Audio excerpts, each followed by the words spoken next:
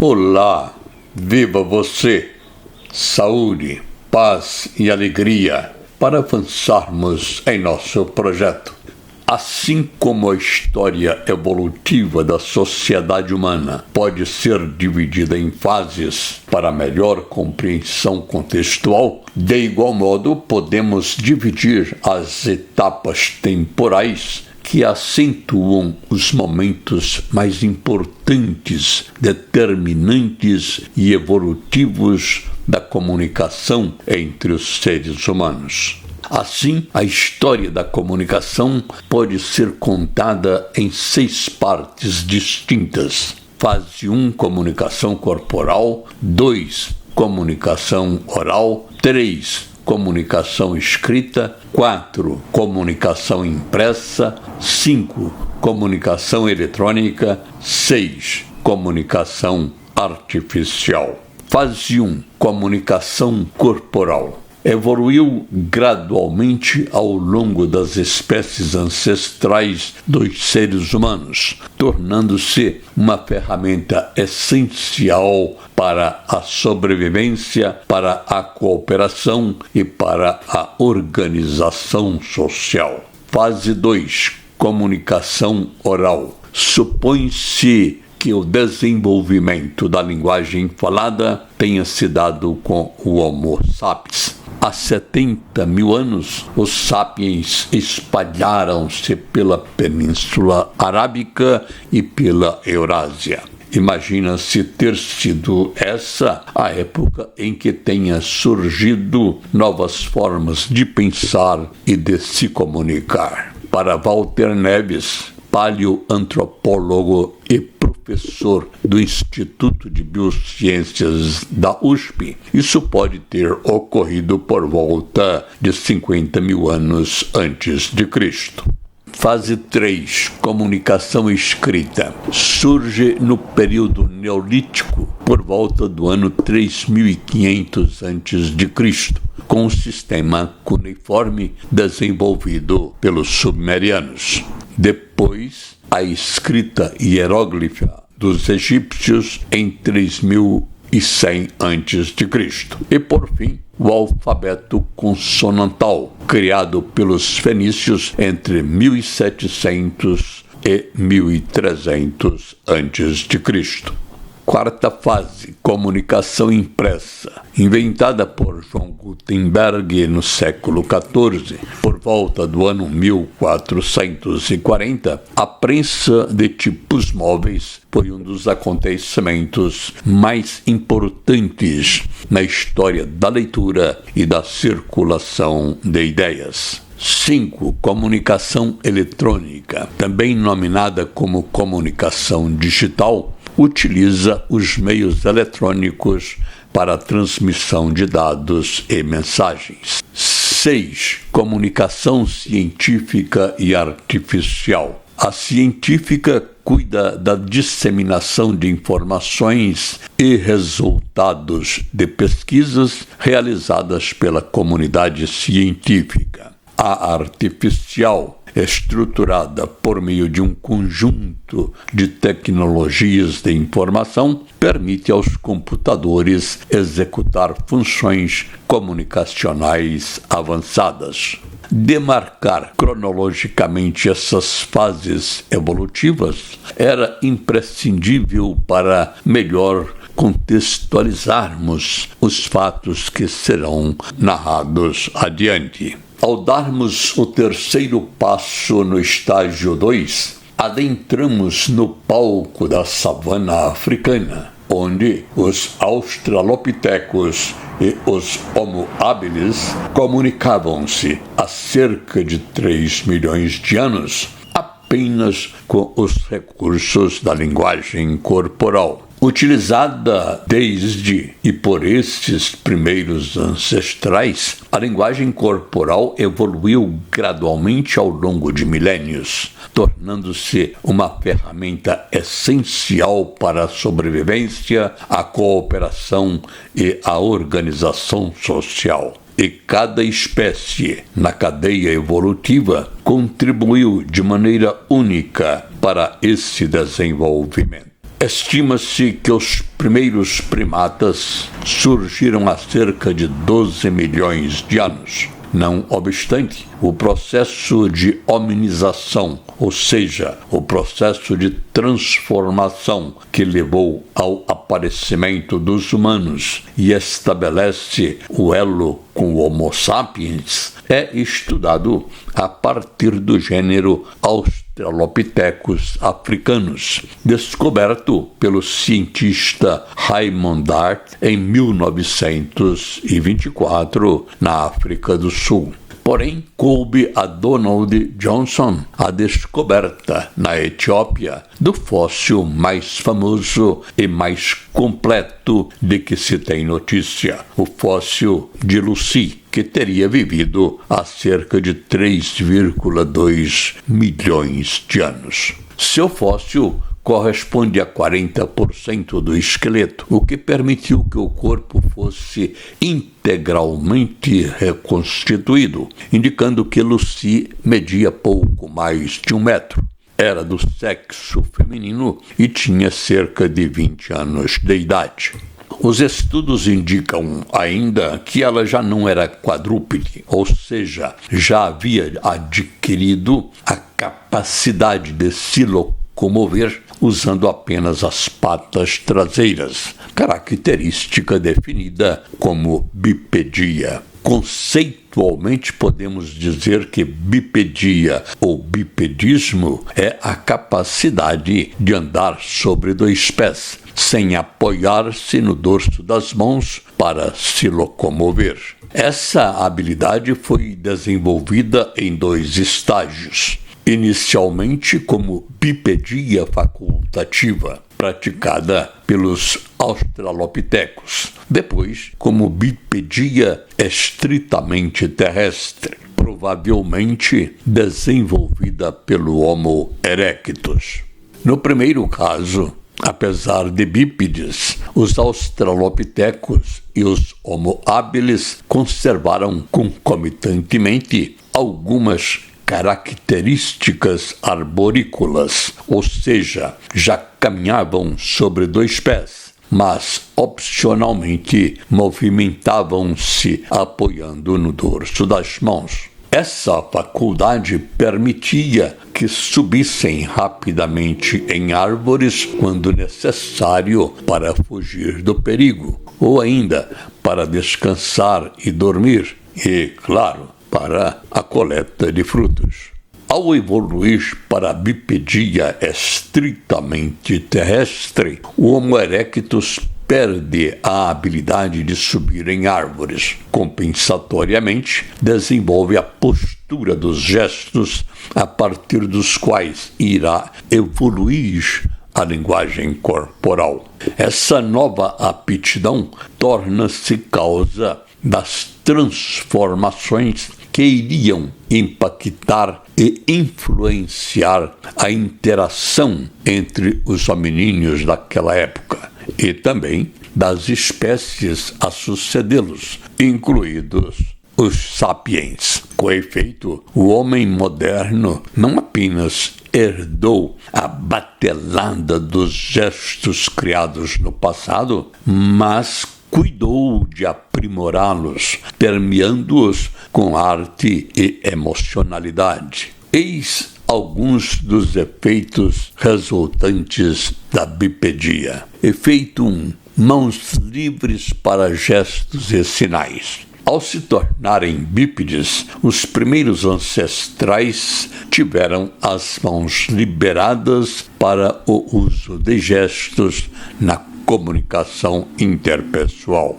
Inicialmente, isso facilitou a sinalização de perigos e a troca de informações sobre alimentos. Ao depois, acreditam alguns cientistas, essa linguagem gestual pode ter corroborado para a aquisição da fala a ser adquirida somente no Paleolítico Superior, já com o Homo sapiens. De todo modo, o alcance limitado dos primeiros gestos transformou-se em poderoso recurso de linguagem corporal a complementar e ratificar ou não o sentido da comunicação verbal utilizada na atualidade, semelhantes àqueles praticados pelos primeiros humanos.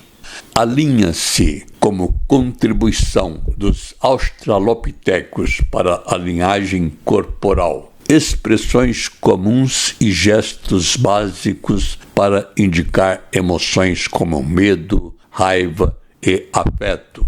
Movimentos do corpo para demonstrar intenção. Exemplo, erguer o corpo para parecer maior em situações de confronto. Uso de gestos para coordenar atividades como coleta de alimentos e alerta sobre previsões. Segundo efeito da aquisição da bipedia, expressões faciais mais visíveis. Outra característica da bipedia é o modo como o crânio é fixado verticalmente na coluna vertebral dos hominíneos, ao contrário dos demais primatas, em que a junção do crânio com a coluna é feita por trás, de modo horizontal. A abertura do crânio onde se dá essa junção é denominada foramen magnum.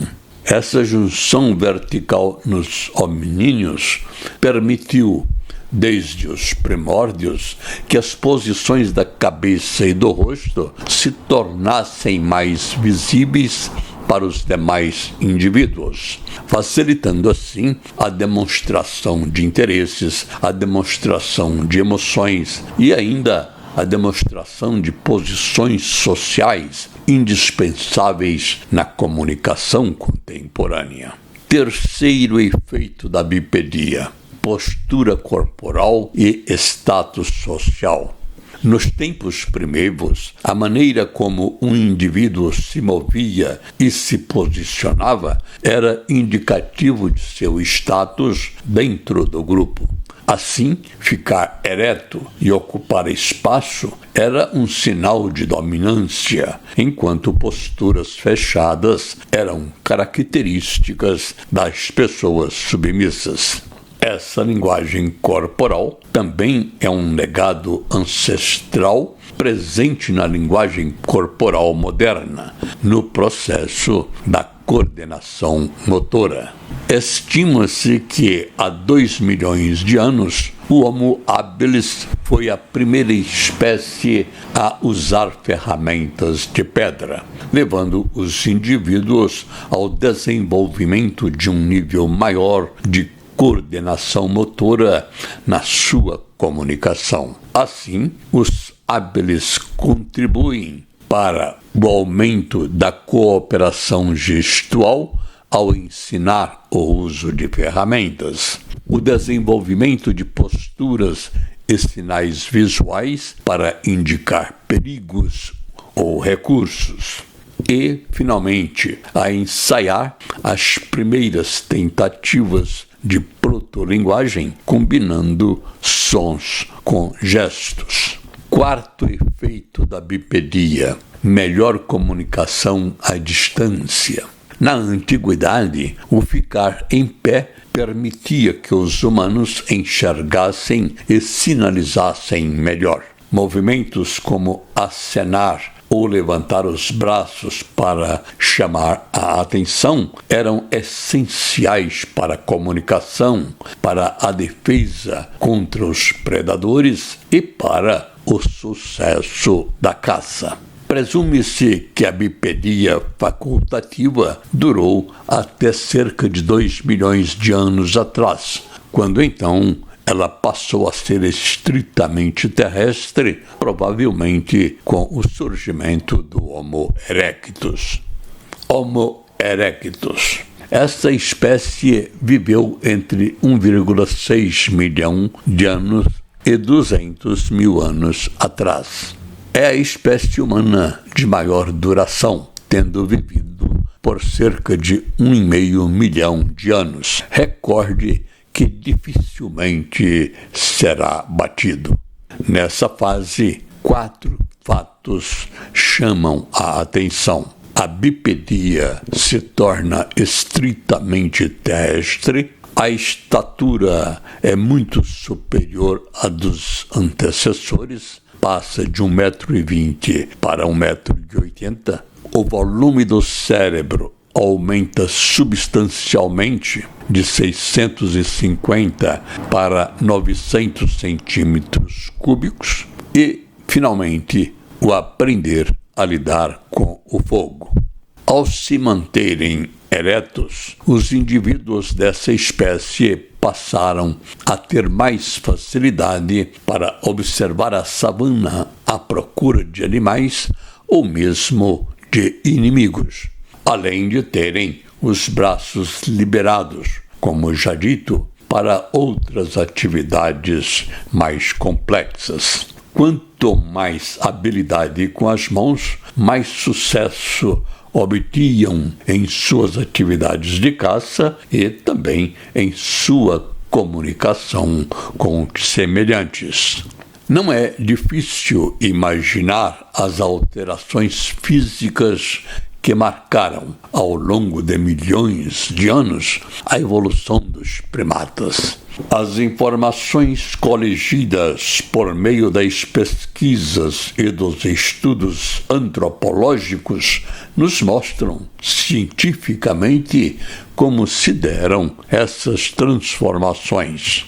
Não tão simples, porém, é entender a evolução que distancia o homem moderno dos seus ancestrais quando se trata do cérebro, que permitiu aos humanos, ao longo do período evolucionário, um desenvolvimento intelectual sem precedentes e incomparavelmente superior a todos os animais. Um cérebro que inicialmente assemelhava-se ao de um primata, mas que, ao longo de milhões de anos, desenvolveu-se de uma forma surpreendente. Para a neurocientista brasileira Susana Herculano Rosel, foram eles, os erectos, que dominaram o uso do fogo e usaram a técnica para o cozimento dos alimentos.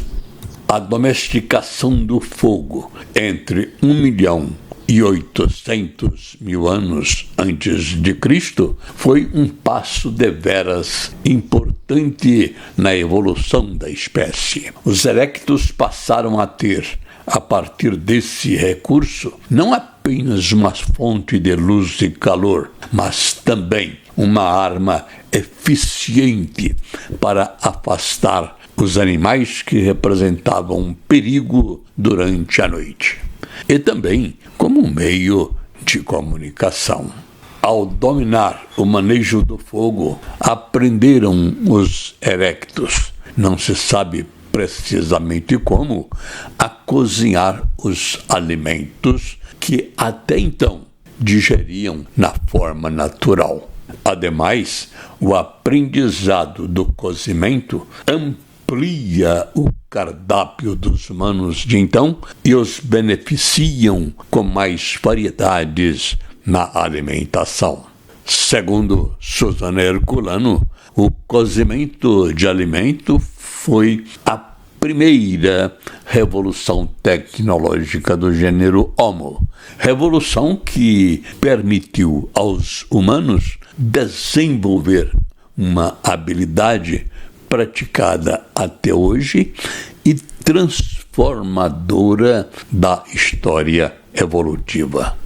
Explica a neurocientista brasileira que, com 86 bilhões de neurônios e sem o cozimento dos alimentos, deveríamos comer cerca de 9h30 por dia para atender às necessidades de energia consumidas pelo corpo e pelo cérebro.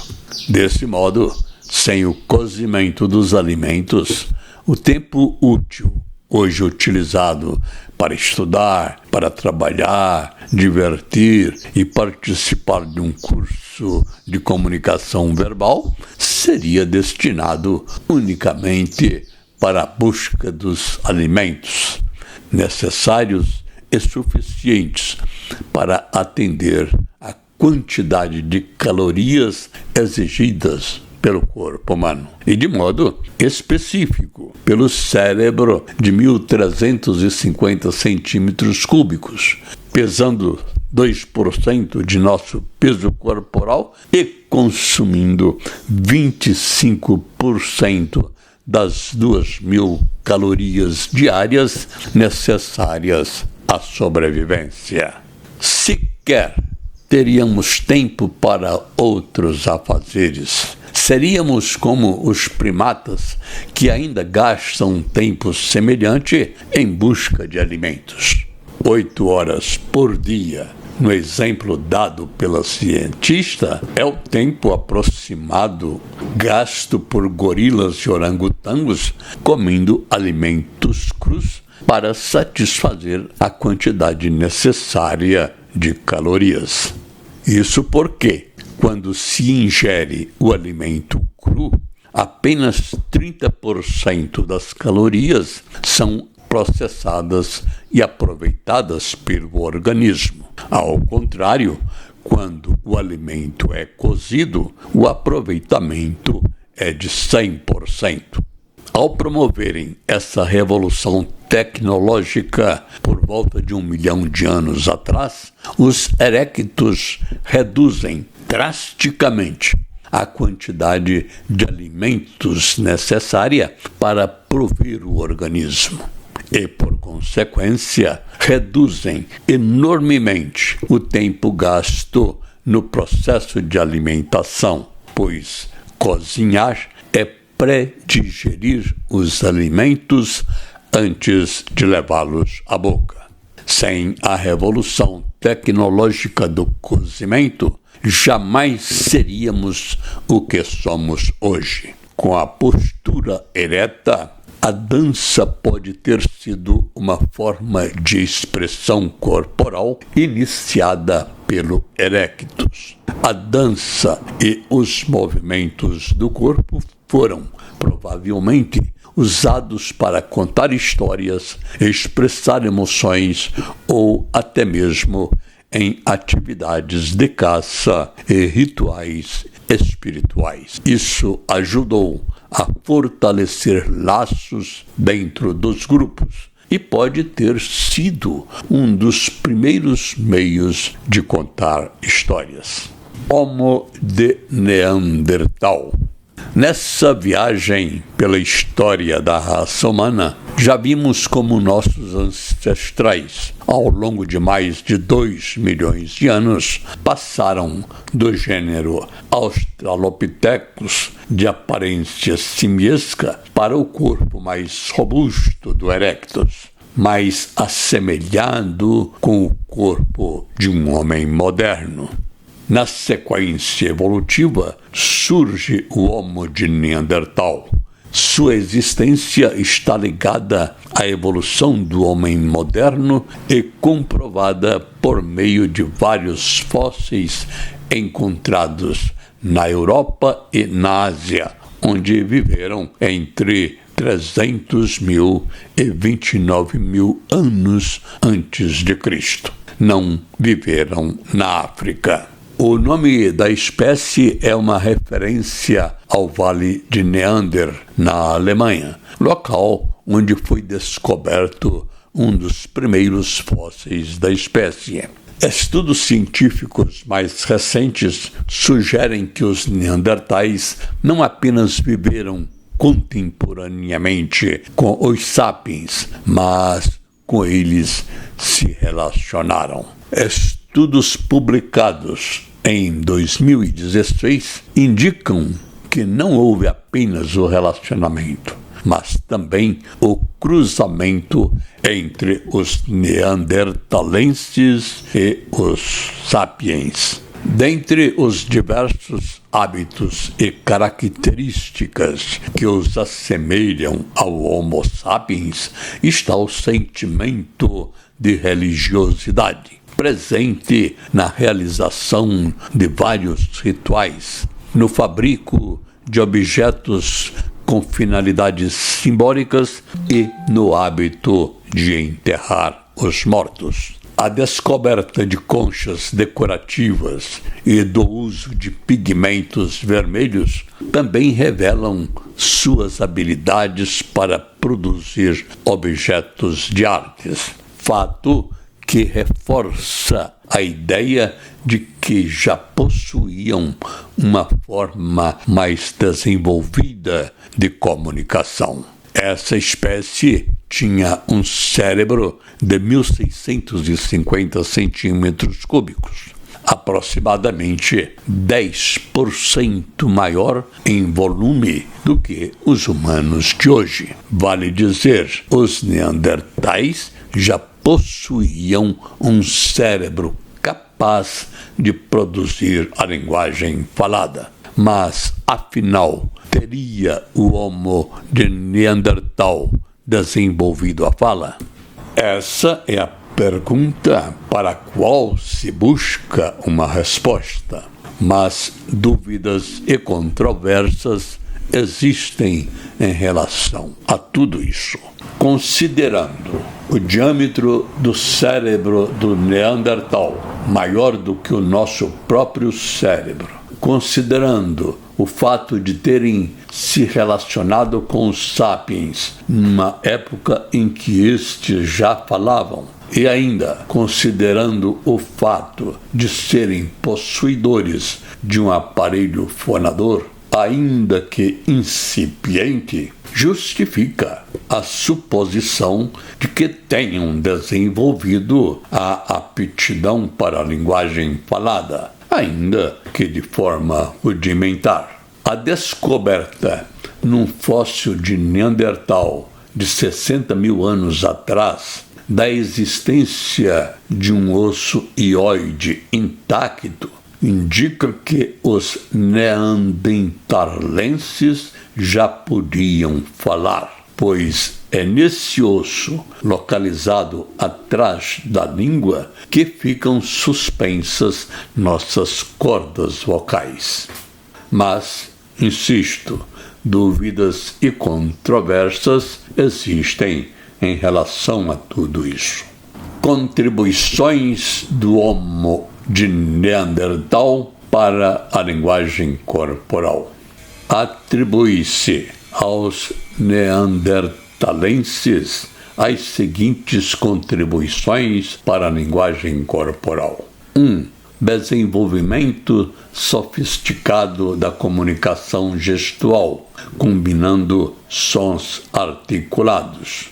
2. Uso de gestos para expressar emoções complexas, como empatia e solidariedade dentro do grupo. 3. Uso de sinais corporais para contar histórias ou registrar eventos.